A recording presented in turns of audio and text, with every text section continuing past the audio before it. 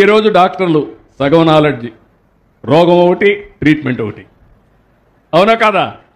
ఓసారి డాక్టర్ల వల్ల లేనిపోని సమస్యలు వస్తున్నాయి. రాంగ్ డయాగ్నోస్ చేసి రాంగ్ మెడిసిన్ ఇస్తే ప్రమాదంలో పడతాం. ఏఎన్ఎంలు ఉన్నారు, వాళ్ళు డాక్టర్స్ కాదు.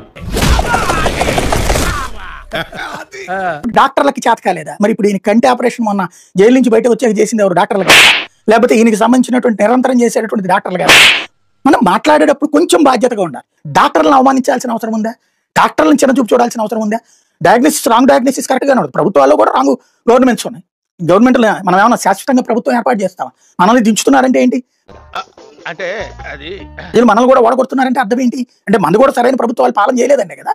వాళ్ళలో ఎవరో ఒకళ్ళు 10% తప్పు ఉండొచ్చు, కానీ 90% మంది డాక్టర్లని అదే నెపంలోకి తీసుకెళ్తే ఎట్లాగా ఉంటుంది?